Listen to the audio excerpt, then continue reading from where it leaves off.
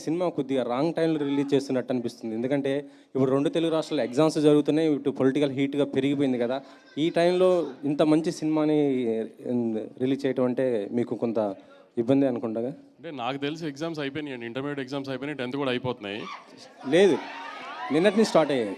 అవును, అదే అంటున్నానండి. నాకు తెలిసి 29th లోపు అయితే ఎగ్జామ్స్ అన్ని అయిపోతున్నాయి, లేకపోతే 30th 31st అవుతున్నాయి.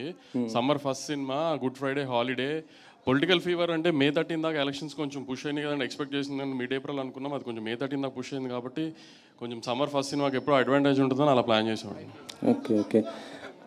ఈ బ్యాక్గ్రౌండ్ మ్యూజిక్ చూస్తుంటే అంటే ఫస్ట్ మీరు తమన్ గారు కదా అనుకున్నది, ఇప్పుడు భీమ్స్ గారిని మార్చారేంటి? తమన్ కొంచెం స్కెడ్యూల్స్ అవైలబిలిటీలో టైట్ ఉందని చెప్పి, అందుకని మీరు అన్నట్టు రిలీజ్ డేట్ అనేసుకున్నాం కదా, March 29 సమ్మర్ ఫస్ట్ సినిమాకి రావాలని. సో అందుకని మళ్ళీ తమన్ కొంచెం బిజీగా ఉన్నారని చెప్పి ఆ స్కెడ్యూల్ సెట్ అవ్వక భీమ్స్కి మారాం. Okay okay. టిల్లు స్క్వేర్ తర్వాత టిల్లు క్యూబ్ రాబోతుందా మరి? వెయిట్ చేద్దాం. సిద్ధు గారు ఇక్కడ హాయ్ సార్, కుమార్ TV5. హాయ్నా. అంటే క్యారెక్టర్ డ్రివెన్ ఫిల్మ్స్ రాయటం అనేది ఒక ఛాలెంజ్.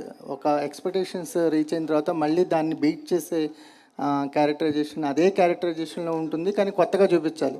ఇది ఎంత ఛాలెంజింగ్ అనిపించింది అంటే టిల్లు స్క్వేర్కి? అంటే క్వైట్ ఛాలెంజింగ్ అండి, because first time part one కాదు, ఒరిజినల్ రాసినప్పుడు మేము చాలా ఫ్రీ ఫ్లోయింగ్గా రాసాం అది. అండ్ తీసేటప్పుడు కూడా చాలా ఫ్రీగా తీసాం, ప్రెషర్ లేదు, ఎక్స్పెక్టేషన్ ఏం లేదు.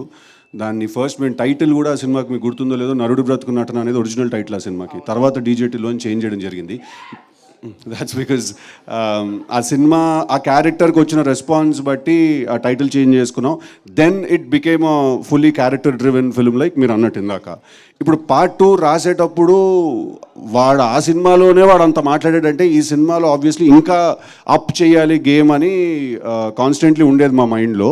So it was quite challenging అండి, to be very honest. So will see 29th Anupama గారు.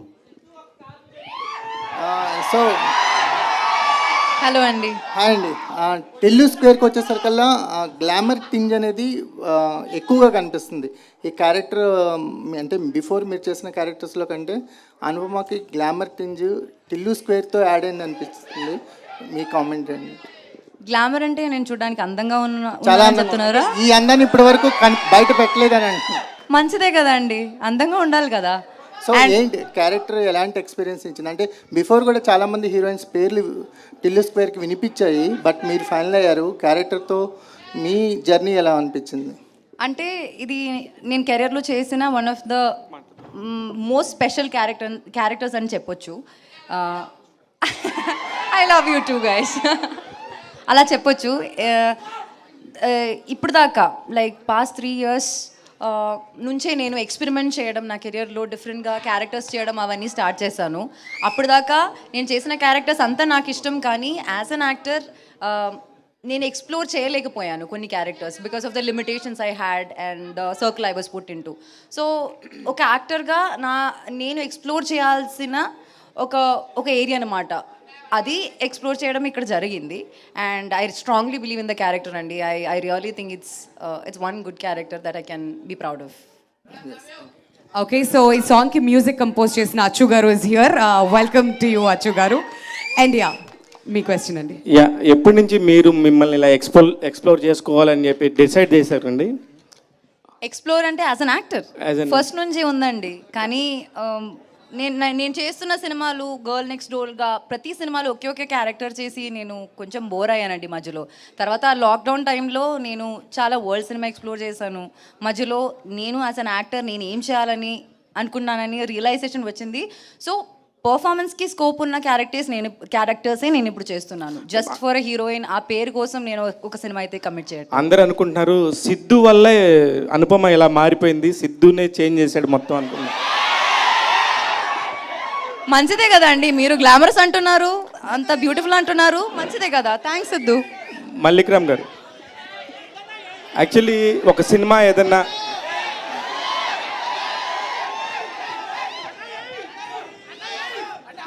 సిద్ధు గారు ఏం చేయలేదయ్యా, వదిలేయండి.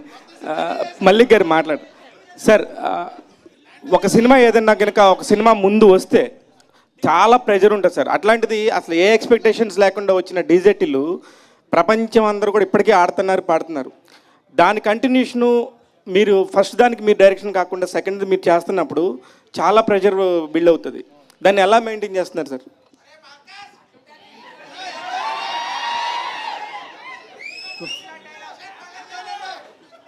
అసలు స్టార్ట్ చేసినప్పుడే we had a lot of pressure అండి. అంటే మెంటల్గా తెలుసు we're going for a big challenge అని ఒక ఐడియా ఉన్నింది మాకు.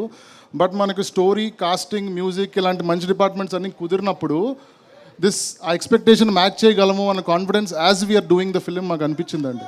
సో ఇది కూడా వీ ఫెల్ట్ దట్ ఇప్పుడంతా షూట్ చేసేసి అంతా చూసిన తర్వాత we feel like we done 100% justice to the story and this is a good sequel to DJ Tillu. Siddhu గారు సార్, ఏ సినిమాకైనా కూడా ఇప్పుడు ప్రమోషన్ పాయింట్ ఆఫ్ వ్యూలో ఒక 1 month నుంచి ముందు నుంచి చేయాలి, 1.5 month ముందు నుంచి చేయాలి అనేది ఒక పారామీటర్ రన్ అవుతుంది ఇండస్ట్రీలో. కానీ టిల్లు స్క్వేర్ టైంకి వచ్చేసరికి చాలా ముందు నుంచి కూడా ఒక్కొక్కటి గ్లిమ్స్ లాగా వదులుకుంటా జనాల్లో అందరిని అలా పట్టేసేలా చేశారు. దానికి ముందు నుంచి ఒక ప్లాన్ ఏమైనా ప్రిపేర్ చేసుకున్నారు ఇట్లానే చేయాలని, లేకపోతే దీనికోసం ఏంటిది? లేదు సార్, అస్సలు అలా ఒక ప్లాన్ చేసి స్ట్రాటజీ లాగా చేయలేదండి సార్. క్వశ్చన్ అడిగారు మీరు. కాదు no he was just passing the mic. No, I wanted to make sure he was listening. First నుంచి ప్లాన్ చేసి స్ట్రాటజీ లాగా చేయలేదు సార్. కాకపోతే మేము యాక్చువల్లీ Feb 9th రావాలి, కానీ ఈగిల్ ఏమంటారు మన ఫిలిం కౌన్సిల్ తీసుకునే డెసిషన్ వల్ల we had to move, we had to respect the decision. కానీ అప్పటికి మేము సరే చాలా మెటీరియల్ రెడీ చేసి పెట్టుకున్నాం. మాకు ఒక సాంగ్ ఉండింది, ట్రైలర్ ఉండింది, ఇంకొక సాంగ్ వీడియో రాబోతుంది.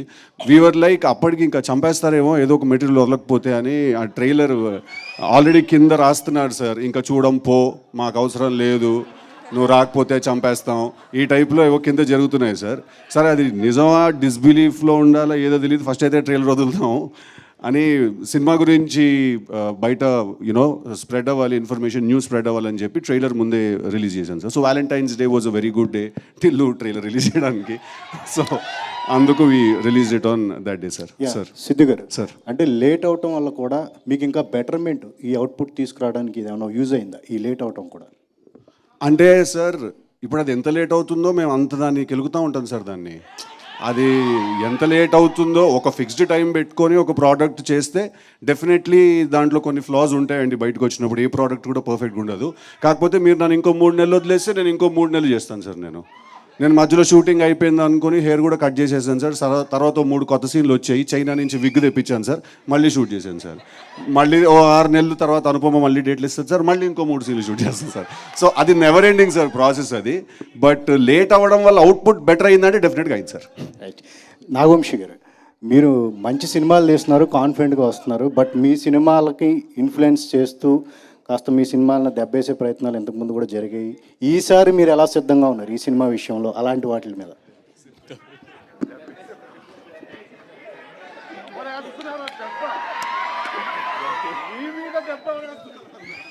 తెలీదండి మరి ఈసారి కూడా ట్రై అలాంటి జరిగితే మీరు చెప్పినట్టు లాస్ట్ టైం ఒకవేళ జరిగి ఉండి ఈసారి కూడా జరిగితే దాని కూడా అప్పుడు ఇంకా ఏదన్నా ఏం చేయాలనేది కనుక్కోవాలి ఇంకా మేము కూడా.